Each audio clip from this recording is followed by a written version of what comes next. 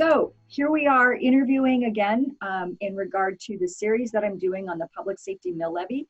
So my guest today, which I'm really excited about, he's not only a colleague at the city, but he is also a friend of mine. And I'm very honored to have you as a friend, Ben, and just appreciate all the work that you do.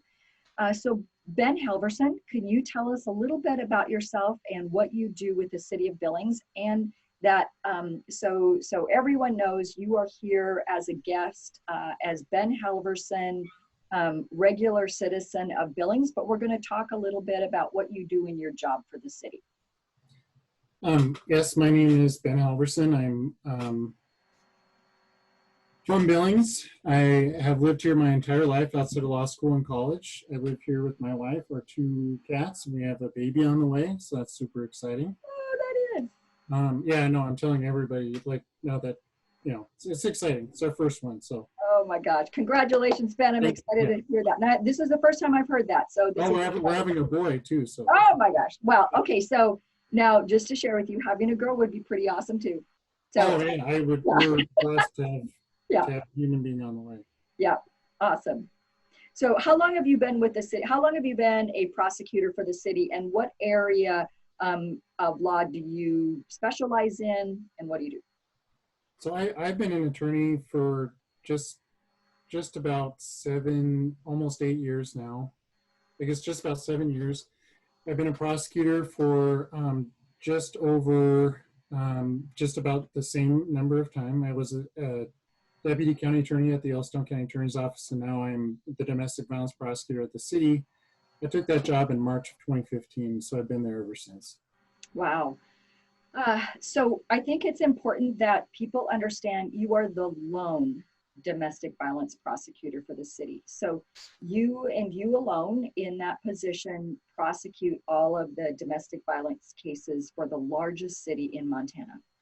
That's right, Penny. I have like on a normal year between 600 and 800 cases per year. That's crazy. So we'll get a little bit into that. So Ben, you know, I know as a city councilwoman, when I hear from Chief St. John, and we hear from Chief St. John regularly at city council, when we hear about the two most significant violent crimes that we have in Billings, one being drug dealer on drug dealer violent crimes, and then the other violent crime that is the most predominant that police officers are called to is domestic violence. So can you share with us basically, you know, the generalities of domestic violence, what kind of the 3,000 view of domestic violence, and then we can get into some of the details after that.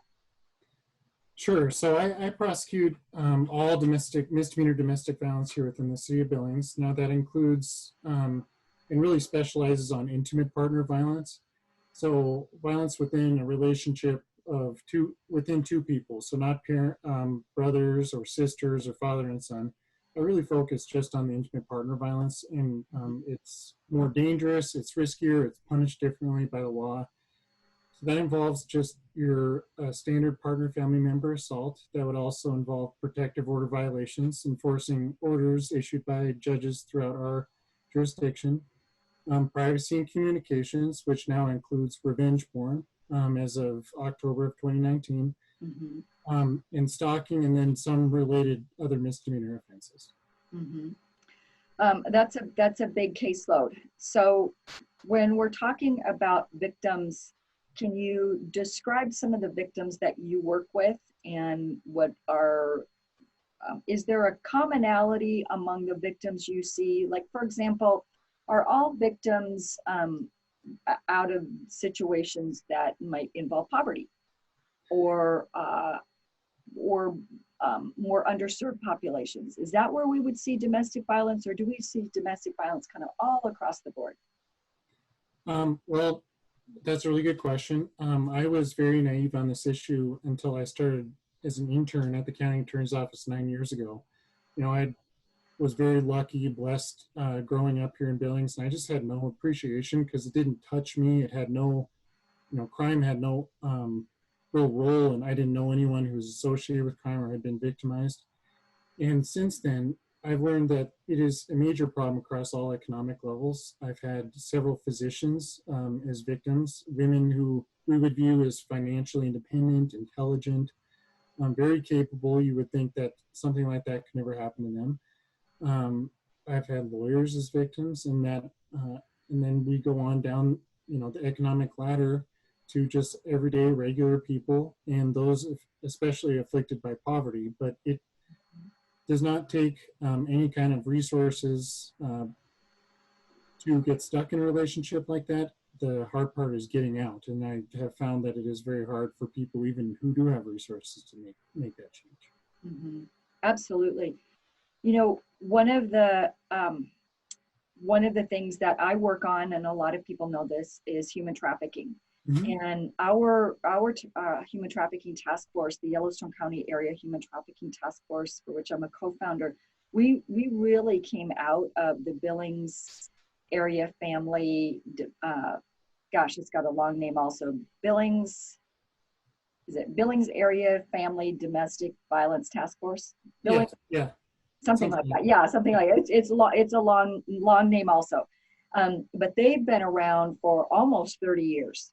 And their task force hosts the McGuire Conference every year. Mm-hmm. And of course, that conference, which is probably now in its, I'm assuming, 28th, 29th year, something like that.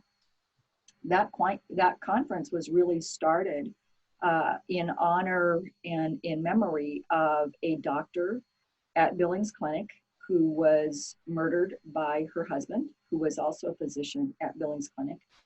And he also murdered her two young daughters. Mm-hmm. And that was a shock to Billings at that time. I think like what you said, I was raised in Billings also. I grew up here, and I had a similar experience to yours. We're both white. We both come from probably middle class to upper middle class families, and our experience growing up is very different in Billings from people of color, from children who experience poverty in their families, and our experience is very different. Absolutely. And I know that when I was growing up in Billings, I think most of us thought that, well, first of all, I grew up in an era when you saw domestic violence right on television, and it was common. Mm-hmm. It was not, nothing that was questioned. Men were allowed to hit their wives, and you would see it on shows like Murder, She Wrote, and some of these other shows from the 70s and 80s. And it was not uncommon to see husbands striking their wives and beating their wives, and it just went unquestioned in these television shows. And I think that's how it was in our lives as well. That went unquestioned. And we often thought of the wife beaters as someone else, mm-hmm. and wasn't someone that looked like you and I.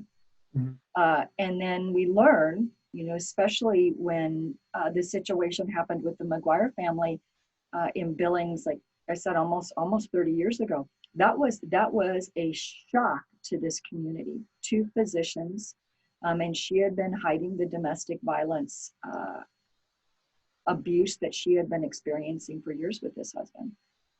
And is that something that you see? Do you see women hiding that domestic violence until it just gets to a point where now it's exposed and they cannot hide it any longer? Yeah, that's a good question. So, most of the laws we have for domestic violence now are in response to hard lessons that have been learned in law enforcement. And the primary lesson that anybody could take away across any generation or economic ladder is that domestic violence really thrives in the dark. And without access to resources or help for a woman to know that behavior is not normal, that's not appropriate, slowly but surely, domestic violence hasn't been a separate offense in Montana, but for the last 35 years, which to think I'm 34 years old, so just the year before I was born, when that first became illegal. And since then, and since we have been prosecuting those cases across the country in a more standardized way, domestic violence homicides like the one you have referenced have declined by conservative standards at least 60%, which is we have not had to deal with something like that in Billings and high volumes like other communities have, but it is something that keeps me up at night. And I'm always wanting to know, is there someone that I'm missing or someone that I'm not picking up on to prevent that? We are trying to prevent women from being murdered. Absolutely. So we've talked a little bit about women, and we keep saying females as the victims. Sure. What do you see percentage-wise as males for victims?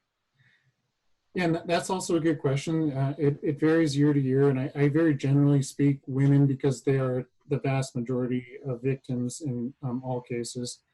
And Benny, you and I probably talked about this in the past. I think that goes back to women not making what men make, and being kind of relegated to second-class citizens, not being able to vote, all those things. So it's catching up, and it's trying to restore balance of power in a relationship. Now, with that said, I would say between 12 to 10% a year, I may be male victims, but the vast majority are certainly women. And Ben, is the majority of what you see in regard to intimate family, is it intimate family partnership? What's intimate partner relationships? Okay, intimate partner relationships.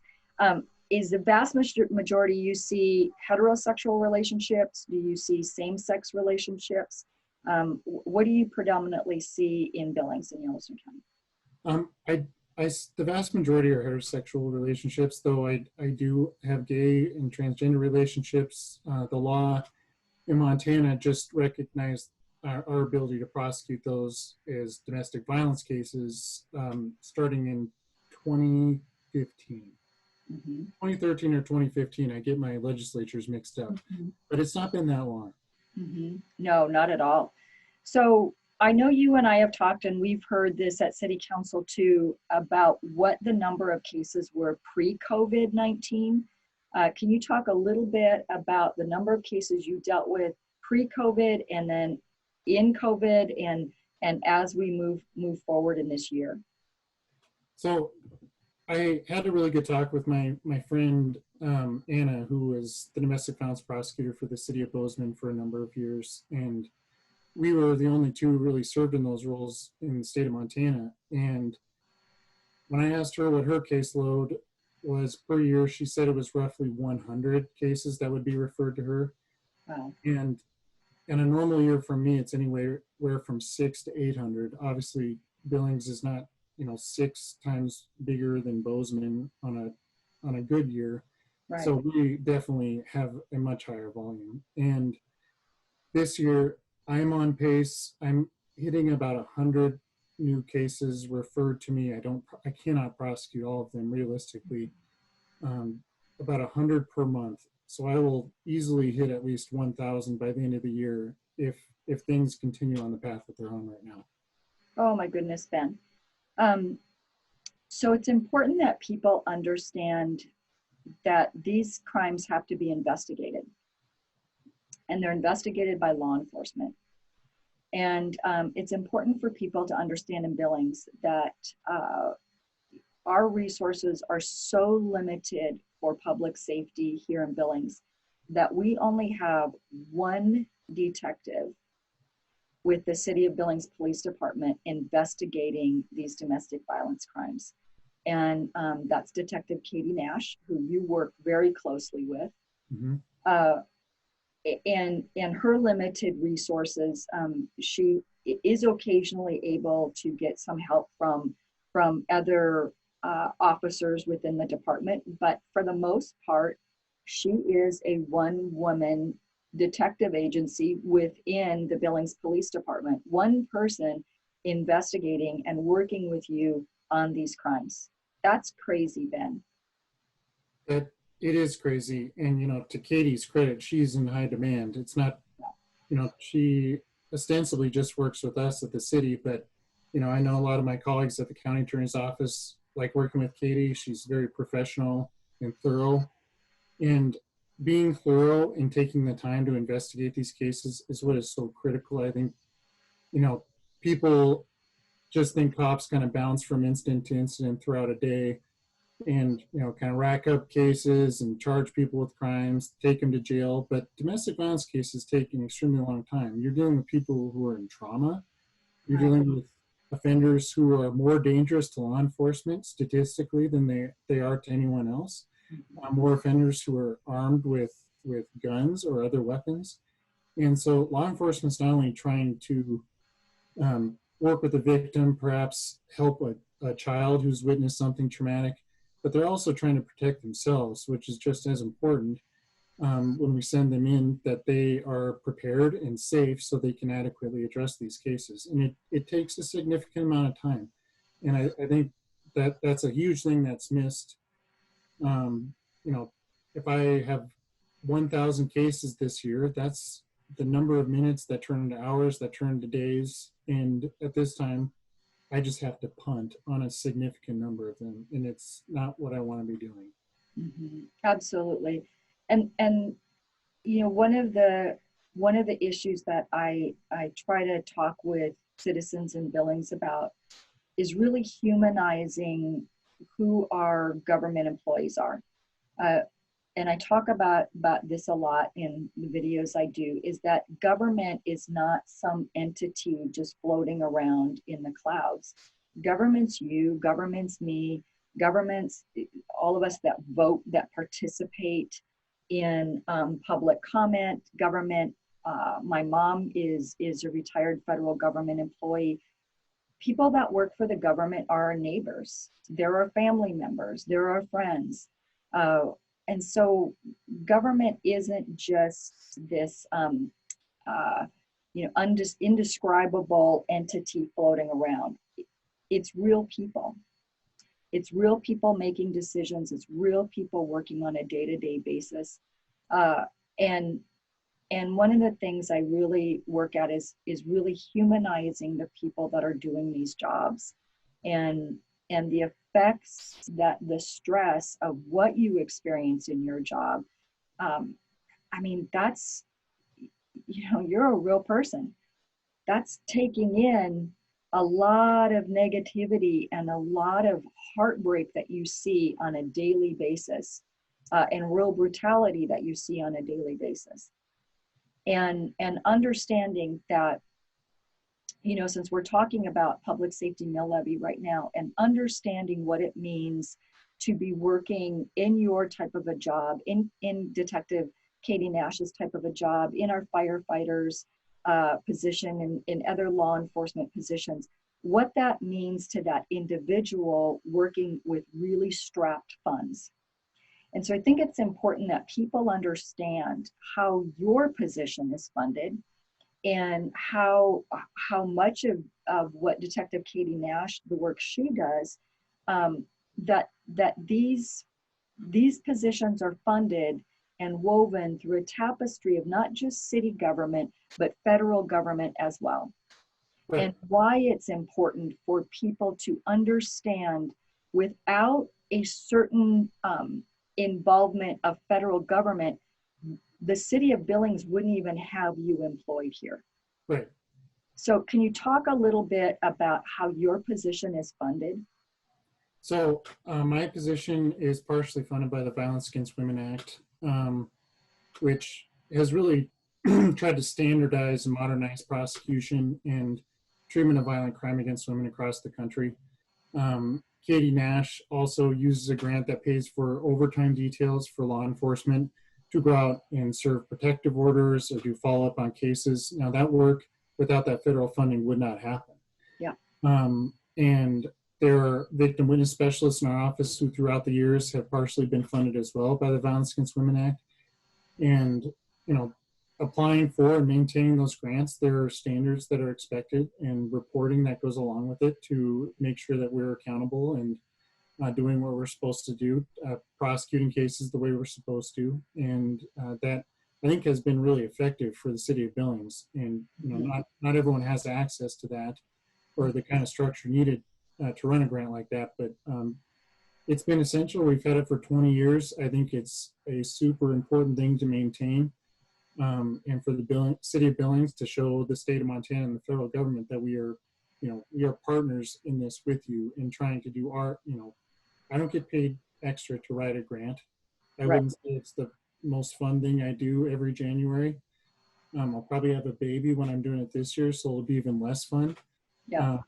But we put in a lot of time to kind of bring in the funding that we need to really specialize in these cases.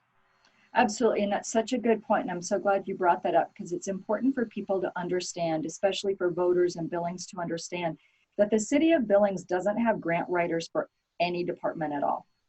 We do not have one single grant writer on staff for any of our departments, and we rely heavily on grants to fund all of our departments for the city of Billings. But since we're talking about your position specifically, I remember when I got on city council and I learned, and I don't know how I didn't really understand this before, but I didn't until I got on city council, that you not only have this intense caseload that is unimaginable, because the average attorney in private practice has nowhere near the caseload that you have. And on top of all of the cases that you work to prosecute, and like you said, you can't get all of them prosecuted. You are one person and there's just not enough time in the day.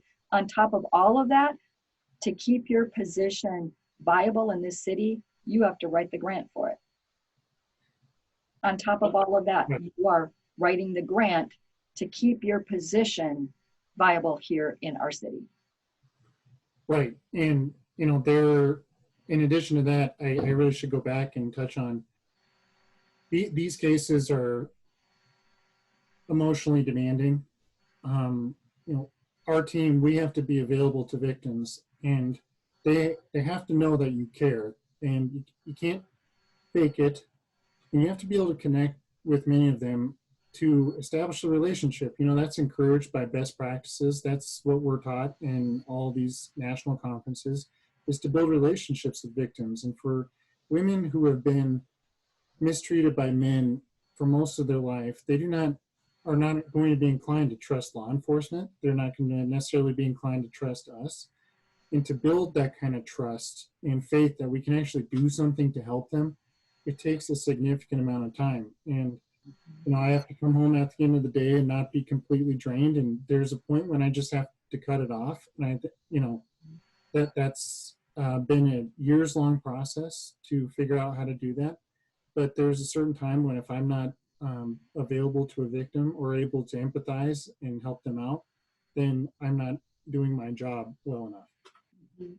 So Ben, you talked about victim witness specialists. How many of those do we have for the city of Billings, and what job do they have? Now we have 3. 2 specifically are dedicated to domestic violence cases. They work with me and split the alphabet. And so they establish contact with victims very early on in the case, preferably immediately after the offender is arrested or right before jail, and really try to maintain contact the best they can as the case goes on. Obviously, with this high volume, there are things that they are incredible, and I would not be able to do my job without them. That's the truth. But there are things that we are just not able to respond to, like even before we struggle to respond consistently and as frequently as we would need to with this caseload. But now it's been a real struggle. Absolutely. So Ben, we've talked about victims, and you and I have had this conversation before, and that's often the conversation that I have in regard to human trafficking as well, as we talk a lot about victims. And we tend to shine the light on victims as being responsible for ending domestic violence or responsible for ending human trafficking or something like that. But you and I both know that victims are not responsible to end domestic violence. Victims are not responsible for the violence perpetrated against them, just like a human trafficking victim is not responsible for reducing or ending human trafficking. So in your capacity, I can't even imagine the decisions you have to make as one human being working these cases, to not just put all of your focus on the abuser and going after that abuser. How did you get to the place where you had to make a decision how your limited resources would be used in dividing that time between going after the abuser and helping the victim? So again, that's another really good question. I think I have learned over the years that focusing exclusively on prosecuting violent people and holding them accountable is really missing the mark, because many studies show that it's very difficult to reform domestic abusers. With what we are currently able to do and what we know about the human mind, it's very difficult to change them. So we have really focused on trying to strengthen and empower women by showing them, first of all, that it's hard for other people to believe when they're not in a domestic violence relationship. Many women come to expect that that's just the way women are treated, or they're treated that way just because of who they are. And, building up that confidence, encouraging them for the first time that they actually might be a good mother instead of being put down and verbally abused all the time. Really trying to focus and redirect their life towards something better, and essentially to prevent re-victimization of that same victim is been the real goal. And that takes time. It is emotionally demanding, but that, in my experience, provides much more solid results. To never have to see a victim date another abuser again, or see that children have had to witness something horrific again, that is what makes a real difference. Mm-hmm. It's really good to know. So Ben, in your position, when the police get called out on a domestic violence call, they get to the home, and if they see that domestic violence is in fact occurring there, and let's say it is a husband doing violence upon his wife, what happens at that home when the police arrive? So if law enforcement has probable cause to believe that the offender or the abuser committed that offense, they have to go to jail. That is required by law. And so, usually 2 officers will respond to those cases. One is cover, because as I said earlier, they're very dangerous. Mm-hmm. So, that's 2 officers out of a very limited patrol who are dealing with essentially one family. So one officer is detaining the subject, the other is perhaps interviewing the victim, interviewing children as appropriate, and that is how they're dealing with those cases. Mm-hmm. So the abuser will then go to the Yellowstone County Detention Facility. Is that where police will take them? Right, and they cannot get out of jail until they first see a judge. Gotcha. So one of the things that we know is that the Yellowstone County Detention Facility is it's full. It is beyond capacity. So what happens if the police get there? It's a domestic violence abuser. The jail has to take them, correct? Yeah, so Sheriff Linder and, the county attorney, and we have all had discussions about this, and the jail absolutely has to have the discretion to maintain, their population the way it's fit, especially now with COVID. Mm-hmm. The jail generally has been awesome to work with on domestic violence cases. I have hardly ever had any experiences where they've turned anyone away, and they know as well how important it is. At least for a cooling off period, for us to come in and connect with the victim, assess how serious the case is. That's probably the most important thing. So the jail, it is full and it is overwhelmed. You know, I have ranted about this previously. We are stuck with a disproportionate number of DOC commits in the city of Billings, and they now account for 20% of my caseload. And back and forth we go. Yeah, absolutely. So it's important that people understand also, so that the Yellowstone County Detention Facility, that is county. So you and I, in our capacities with the city, we do not have any decision making over the rules and regulations and how the jail is run. That is the detention facility is the county. So that's the Yellowstone County Sheriff's Office runs the Yellowstone County Detention Facility, as well as the Yellowstone County Commissioners. So it's important for people to understand that, because I know I, as a city council member, often get calls related to the Yellowstone County Detention Facility, and they want city council to do something about it. But that's not our area of government. That's the county.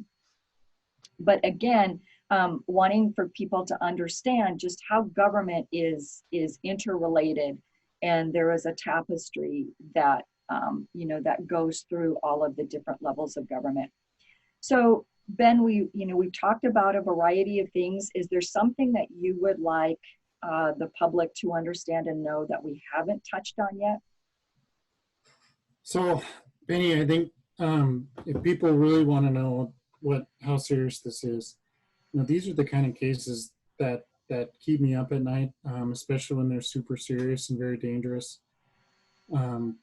I think of my friend Anna, the Bozeman, worked at the Bozeman City Attorney's Office in this role, and she had a number of domestic violence homicides while she was prosecuting, and had worked with some of those victims. And that is something that not only would I would take personally, but I would expect that the community would take personally as well, because it is so horrific. It often happens in front of children, and often just traumatizes down for generations.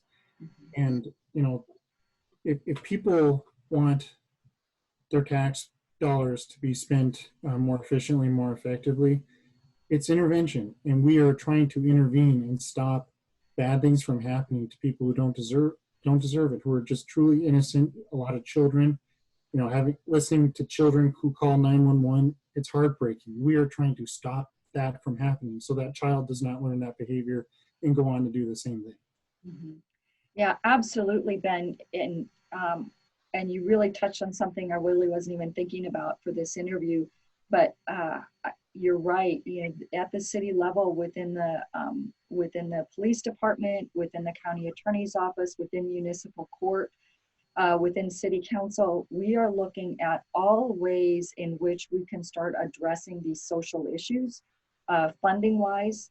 And we know that addressing these social issues is what's going to help reduce crime. It's what's going to help reduce generational crime. And we've got to be able to get to the point where we have enough funding where we are able to do that.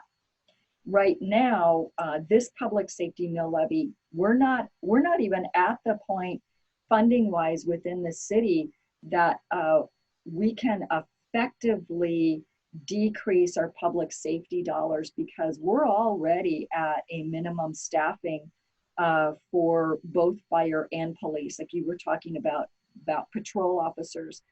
So the majority of shifts at the Billings Police Department, and of course the Billings Police Department, the Billings Fire Department, they are 24/7. They are on the job every second of every single day. There's never a holiday or anything within those departments. Those departments are running 24 hours a day. And on any given shift at the Billings Police Department for our patrol officers, we are at a minimum of staffing of 1 officer per beat. And if we, divide the city into 9 beats, that's 1 officer per beat. It's 1 officer for 12,000 people, 44 to 45 square miles per beat. And like you were saying, if there's a domestic violence call, 2 patrol officers have to show up. If there's a traffic accident, 2 patrol officers have to show up for that. If there's a health call, like a heart attack or something like that, 2 patrol officers have to go to that, because you have cover situations, and those officers don't exactly know what they are going to arrive to. Fire department doesn't know what they're going to arrive to, because 911 dispatch, as good as our 911 dispatch is, they still only get limited amounts of information, because those people on the other end of that call, their stress level is surpassing what they would typically deal with on a daily basis. So those officers, the firefighters, they don't know exactly what they're going to show up to. So we do have policies in place that do have that cover officer there. So there is protection, and especially in domestic violence cases, not just for the officer, but there's a second officer there for protection for that family as well. You know, if the one officer ends up in some type of firefight or altercation with the abuser, that second officer there is there for protection for the family as well. Right. So, you know, it's really important for people to understand that. But you're absolutely right. We are doing everything we can to get to the point where we can start investing financially into social services more than what we've been able to do at a city level. And hopefully our state legislators will partner in with that and stop cutting municipal social services. One of the things that I share all the time, and Ben, you are definitely in the position to see the truth of this, is that decisions that are made at the state legislative level, there's not all these people up here living at the state, up here living at the state legislative decisions. You know, they're not people up here living, and that's the only thing they experience. Same with the federal decisions that are made by United States Congress. That's not a special group of people living up there that only experience those decisions. Right. The decisions that are made at the federal level and the decisions that are made at the state level, they play out in our cities. Mm-hmm. They play out in our communities, the communities that we all live in. Mm-hmm. So we deal with them. All of the results of those decisions are dealt with at the city level, right, at the local level. So you are dealing very specifically with decisions that may be made at the federal level that cause stress or something like that on an abuser, that triggers these abusers to become violent to their family members. But you know, those are conversations we can go on and on and on with, but it's important for people to understand that public services are paid for with tax dollars. They're paid for by our taxes. They're paid for by grants that you write. They're paid for by donations. You know, city governments are allowed to take donations, and we do get those at the city level. But we rely heavily on that type of funding, because not all of the tax dollars that come in cover public services. So Ben, I just am so appreciative, first of all, of the work that you do.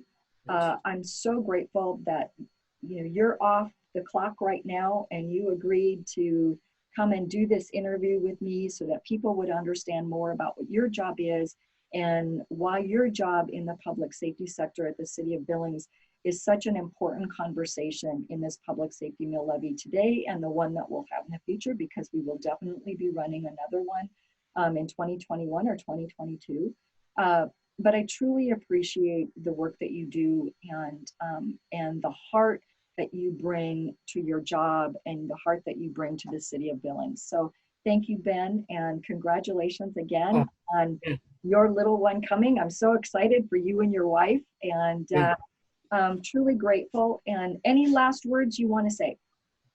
No, thanks for doing this, Penny. I am happy to meet with any, you know, citizens out there who are watching, and as nerdy as I am with regard to domestic violence, but this is really important to me. I am definitely not doing it for the money. I'm doing it because I care. I'm from Billings and I want to make it a better place.